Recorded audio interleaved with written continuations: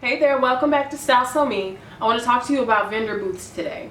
I've done a few vendor booths with my clothing business and I have a lot of points that I want to discuss today that I don't feel have been discussed in other articles. I did a lot of research on my own to figure out what I need to do, how do I need to practice and prepare for these things. But once you get there, and even before you get there, which I'm going to talk about, but there are a lot of things that just aren't covered in articles. Most of the articles kind of cover checklist type of things like this is what you need to bring, have enough cash, have enough business cards and things like that.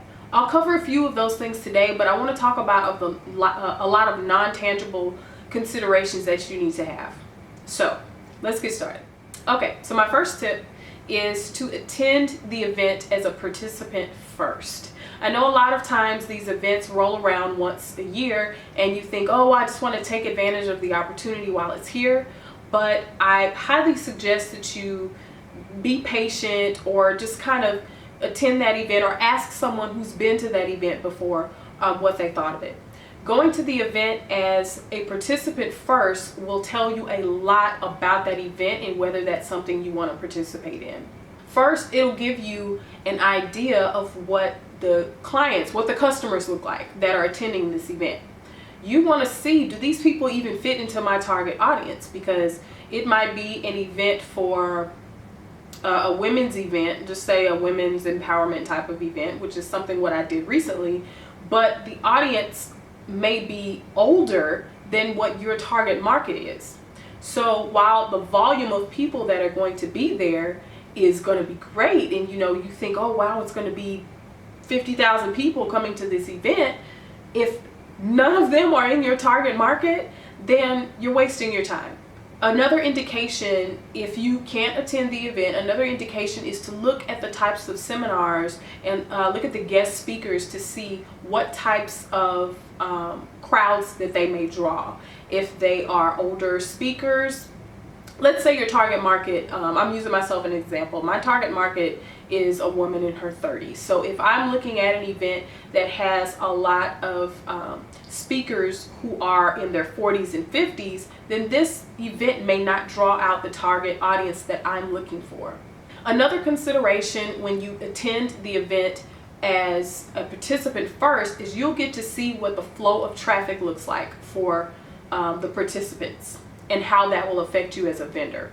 I've attended an event as a vendor before where the traffic was to get the participants to the seminars. Of course, they're there for that event, they want to get to the seminars, but the traffic brought them away from the vendor booths. It just was not a good situation for us. And so all of the vendors, we discussed it, and it was pretty much a pain point for all of us because we weren't getting the traffic from the participants that were there. There were a lot of back-to-back seminars that did not allow for much breaks for the participants, which means they're busy all day and we're standing at our vendor booths waiting for customers to walk by.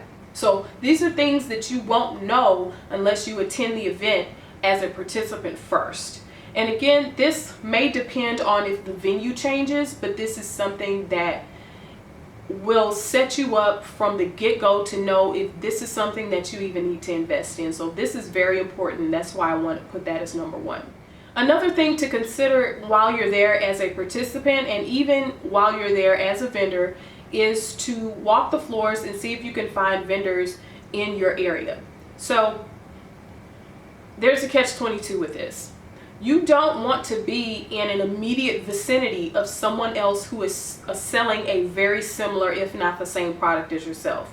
A vendor event that I recently went to had like a travel event for, a travel agency who, like, they booked Disney vacations. It was two of them there and they were situated like on a row right next to each other. So that wasn't beneficial for them. Another brand was that mascara brand, I think it's called Unique. It was like three of them there at that event. So you kind of want to understand what your competition may look like, and if you're there as a vendor, you want to be able to ask, hey, can I get another booth? I don't want to be next to them.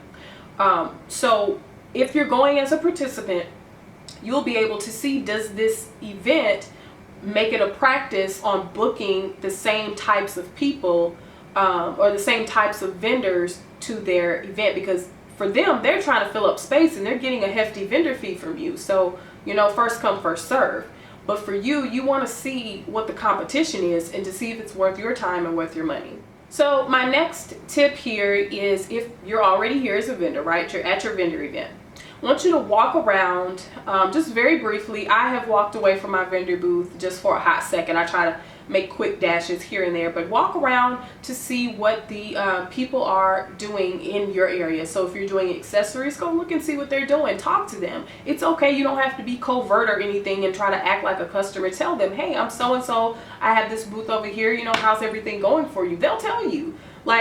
Be friendly and get to know your vendors, but especially the ones who are in your area.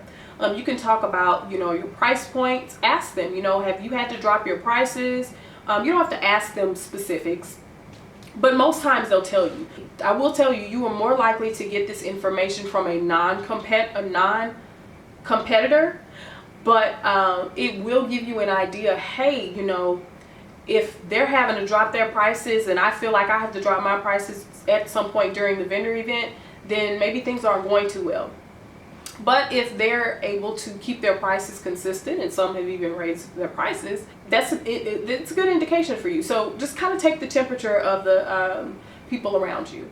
Okay, so I have my products were off the shoulder. There's one on the dress form back there, and it's very important that if your item does not hang well, I'm talking about people who have clothes, but if your item does not hang well, meaning on a hanger it doesn't look like how it's supposed to look on the body, it just, a hanger is not a body. So if it doesn't hang well, then bring a dress form. If you need to, bring two.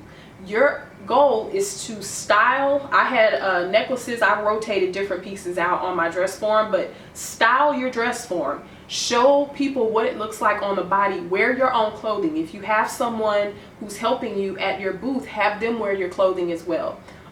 It's very, very, very important.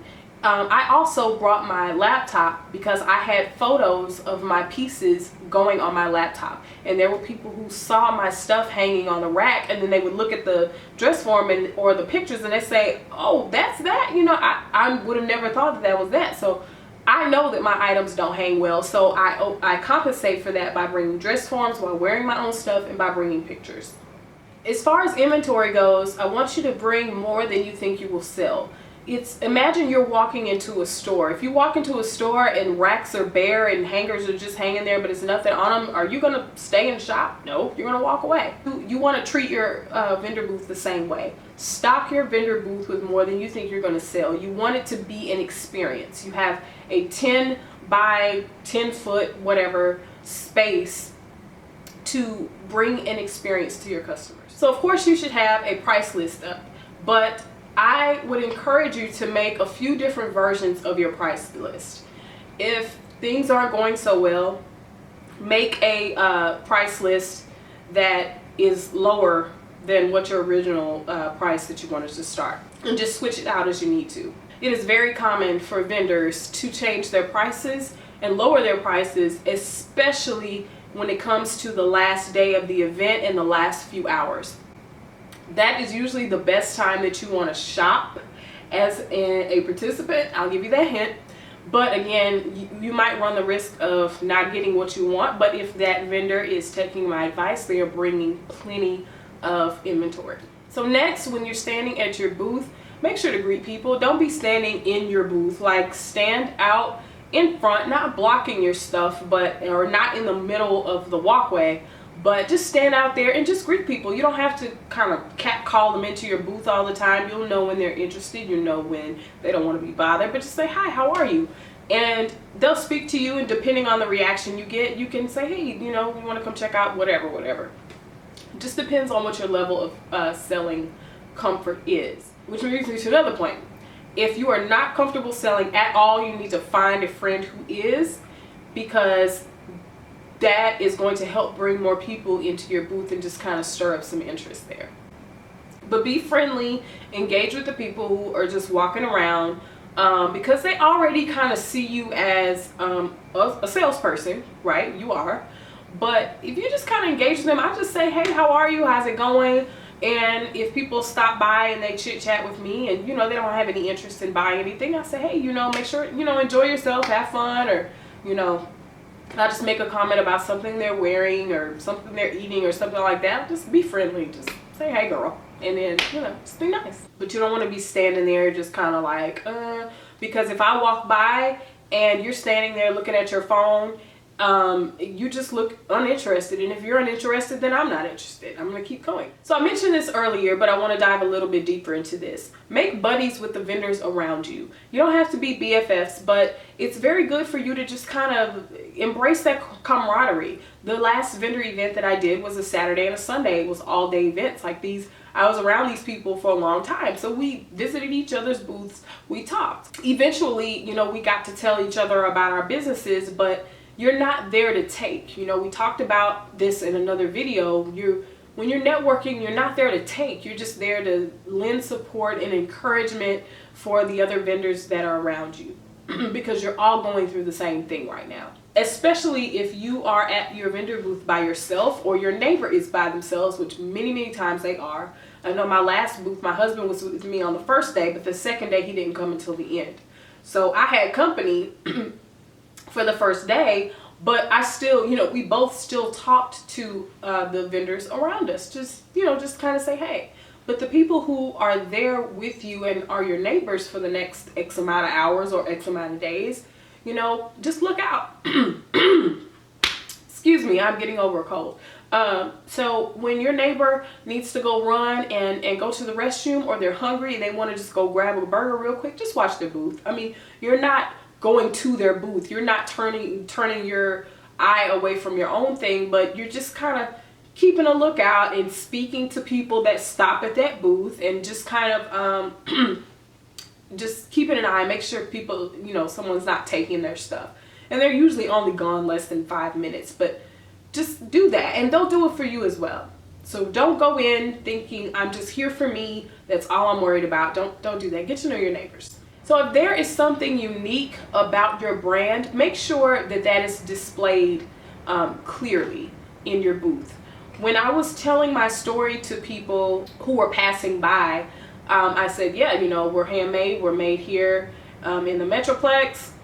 And they were like, oh, really? Oh, really? And I thought to myself, I should have had that on a sign, because I had my clothes rack up there, and I said I should have put a sign that says made local or made in America, or something that made it very clear that I have something that's a bit unique than from someone who bought wholesale from AliExpress. If you have something unique about your brand, especially if it's homemade, if it's local, or if it's custom made of some sort, if you have candles and they burn clean, or you have this really good burn time, you know, hours that you can get out of this candle, put a sign up so that people can see that. So I'm a bit torn on this one about having candy and mitts and things like that at your booth, because candy attracts the people who are obviously just here to get free stuff, but it also attracts children.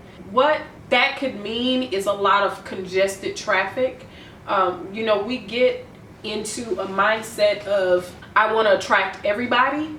You don't want to attract everybody. You're not going to attract everybody. So I like to qualify people. You know, I don't have candy. I have had candy at a vendor booth, and then I have not had candy at a vendor booth.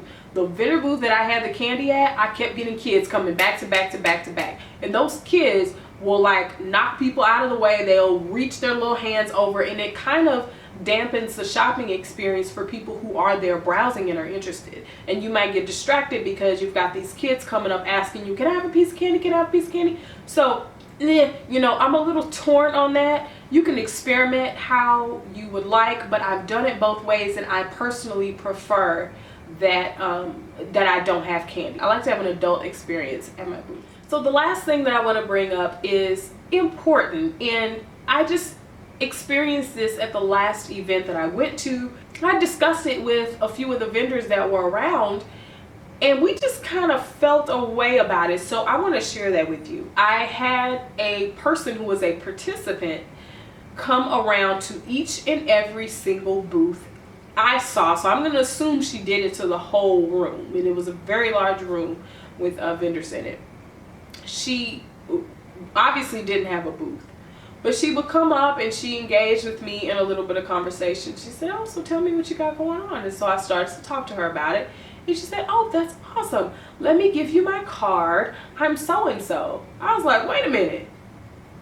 That's not how this works. You don't walk around as a participant and give a vendor your card. As a vendor, we have paid for our space. We have spent time developing our inventory. We have spent time marketing, and just that's our space. For you to walk around and solicit, especially if you don't even have a booth, is ridiculous. And this person did not even have any bags, so she was not even shopping. She was not even giving. I mean, she didn't touch my clothes. She didn't take a flyer. She was just there to pass on her card. She was there for her own agenda. So I'm telling you, as a vendor or as a participant to a vendor booth, don't do that, okay? My God, don't do that. So I want you to definitely consider vendor booths as a great way to get started. I hope that these tips have been helpful. This is not the end all be all. This is more of a less tangible checklist of things to consider when you are going to work vendor booths. There are plenty of articles out there that tell you what you need to bring, you know, cards, stands. Oh, one more thing. This may be talked about in other vendor booth articles, but I want you to practice your setup. Ask questions about what the size of your vendor area is going to be, what is included, does it have two chairs, does it have an outlet, how big is the table, what's the dimensions, and get some tape at home or use furniture that you have and create a simulated vendor booth and play with different displays. I want you to set up your vendor booth in different ways, and I want you to walk away from it and come back as a participant and see, can you move through this booth smoothly? Can you get what you need to get? Are some things blocked? Or not necessarily is it blocked, but is it just not inviting? So if you have, for instance, clothing and you have a rack, then you might need to move that big table out of the way. Sure, they may provide it, but you may not need it. If it's blocking people from coming in and looking at your rack, then turn it another way so that the space is more inviting. And once you get it to where you're happy, take a picture of it. And so when you come in to set up your booth, you're able to replicate that as best as you can. Okay, so now I hope that that has been helpful for you. Continue to do your research on vendor booths. They have some very good information, but a lot of this stuff is just not talked about, and it really only kind of comes with experience. So I just want to share that with you, and I hope you like it. Bye.